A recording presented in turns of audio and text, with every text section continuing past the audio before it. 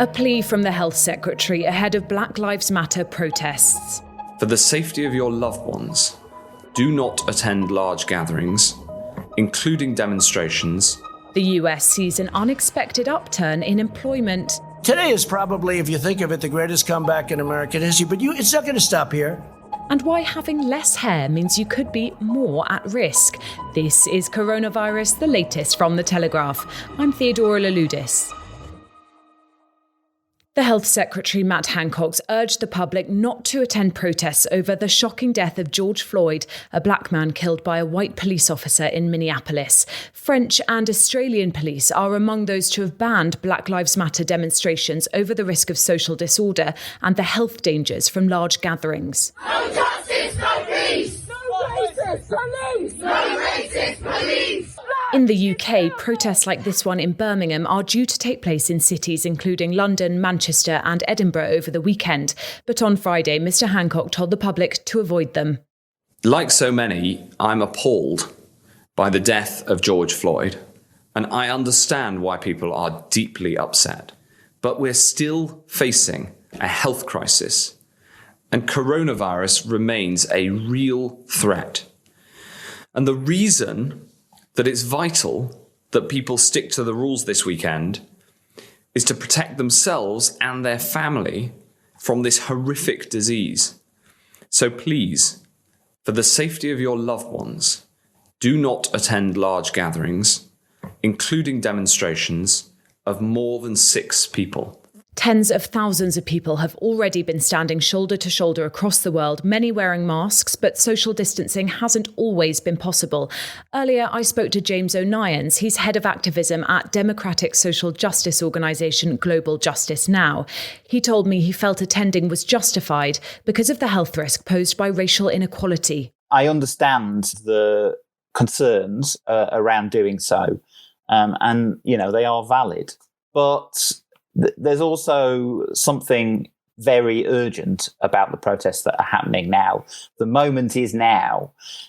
In terms of the issues that are being spoken about, those are issues of safety for lots of people in our society and around the world as well. So it's not so simple to say, well, it's not safe and therefore we shouldn't protest. I think there's a huge urgency around this issue. And sometimes that overrides, other concerns. So I'm certainly supportive of people going out there if they feel that they can. But gatherings of 6 or more people are banned. So even if you feel you can, is it a criminal offence? Tom Wainwright is a protest law barrister with London's Garden Court Chambers. He told me the answer lies in whether or not protesting qualifies as a reasonable excuse to breach the current social distancing rules. It's all a matter of balancing these things because you have the right to protest, and that is an incredibly important right. A gathering of 6 people just isn't going to have any impact as a protest. No one's going to pay any attention to it. And so for the right to protest to be effective, it has to really be taking place now, given the subject matter, and groups of 6 or more are essential, really. Of course, the right to protest isn't absolute. There are restrictions that can be placed on it, and public health concerns can be a reason. But it's a question of balance. The police can't just play public health as a trump card and ban all protests. So it's a difficult issue to figure out. Tom, do you think it's likely that we will see people prosecuted if they do choose to attend protests this weekend? First of all, I think it would be extremely foolhardy for the police or CPS to try to bring such a prosecution in the circumstances, unless there's wholly exceptional justification for doing so. And I think the biggest difficulty with sort of predicting or saying for definite whether something is lawful or unlawful is the problem with what is a reasonable excuse. And the difficulty is the same that applies to any breach of the coronavirus regulations, which is the Dominic Cummings factor. Because, as I said, it would be a very foolhardy CPS prosecutor, in my view, who brought proceedings against someone for attending a Black Lives Matter protest, given that Dominic Cummings drove halfway across the country and visited a beauty spot in breach of the regulation, potentially. And for them to then proceed against someone who's exercising their right to protest wouldn't look good. Let's put it that way. The UK's passed a grim milestone with more than 40,000 coronavirus-related deaths since the pandemic began. A total of 40,261 people have now died after testing positive with COVID-19, a rise of 357 since Thursday, according to government figures. It's worth remembering that in the early stages of the outbreak, comments from government advisors suggesting that 20,000 deaths would be a good outcome were deemed by many as extreme. Now only the United States has recorded more deaths. Its death toll stands at 108,000. True global comparisons may, of course, take months, with different countries using different methods to count fatalities. But the tragic toll comes as emergency doctors issued a stark warning that the NHS is facing a winter like no other as medics battle COVID-19, seasonal flu and other pressures. The Society for Acute Medicine said action was needed now to ensure the health service and exhausted staff can cope following years of cuts. Today is probably, if you think of it, the greatest comeback in American history, but it's not going to stop here. It was quite a claim. Donald Trump's assertion that the 2.5 million jobs added to the US jobs market was the greatest comeback the US had ever seen.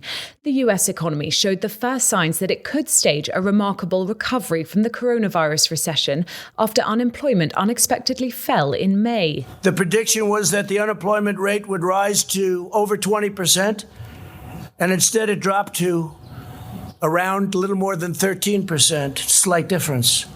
The Telegraph's deputy economics editor Tim Wallace says the predictions do show a dramatic forecasting error. This is a remarkable turnaround. Most economists thought it would lose somewhere between 7.5 million and 10 million jobs. After all, the pandemic is far from over. Yet it hints that moves to reopen economies can work, giving some hope that this impressive performance in the world's biggest economy could be repeated elsewhere.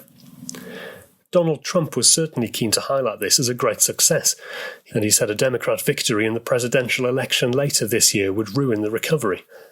However, that's not the whole story. In April, the US economy lost more than 20 million jobs, so even the latest improvement recovers only a small proportion of that lost employment. If restaurants and bars have to maintain social distancing, it's hard to see how they can fully recover. International trade and tourism is similarly scotched by tough rules on travel.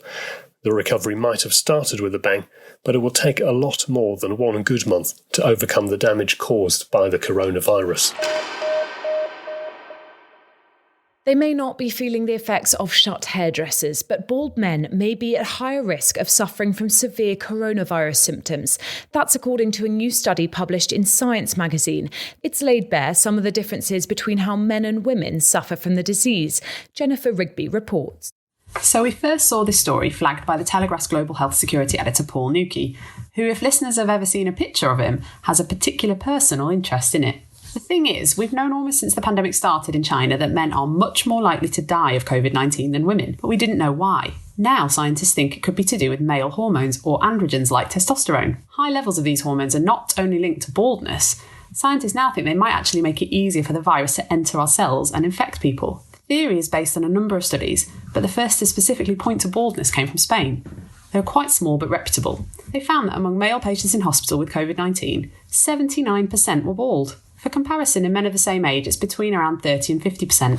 I spoke to the lead scientist of one study, Professor Carlos Wambier. He thinks being bald is such a serious risk factor that doctors should take it into account when assessing patients, like they do with age or something like diabetes. It also raises the question of whether drugs that suppress androgens used for baldness and illnesses like prostate cancer could help prevent COVID-19. The professor and a few others are about to start trials into this, but there's still a long way to go. We become rather used to doing things ourselves at home over the lockdown. I'd bet that I'm not the only one who's planning a makeshift haircut this weekend. But there's one thing you can't, or at least you really shouldn't, do by yourself, and that's dentistry. And a listener called Brian emailed to ask when he might be able to see his dentist again. Far too often, I just don't have the answers to questions about when normal life will resume. But on this occasion, I do. Dentists can reopen their doors for more than just emergency treatments on Monday. As with so much of the return to normality, things won't look quite the same. And my colleague Chrissy Turner has been looking into the new normal for your next visit to the dentist. So the majority of dentists are able to open this coming Monday, but before your appointment even begins, there's going to be some changes. So many are operating a questionnaire type system where you essentially declare your health so that it's safe for you to come in, and then they'll take your temperature on arrival too, just to check that still stands. So once you get there, there'll be Perspex shields up to protect receptionists. There won't be a waiting area, so you can say goodbye to magazines to pass the time as you'll be going straight in.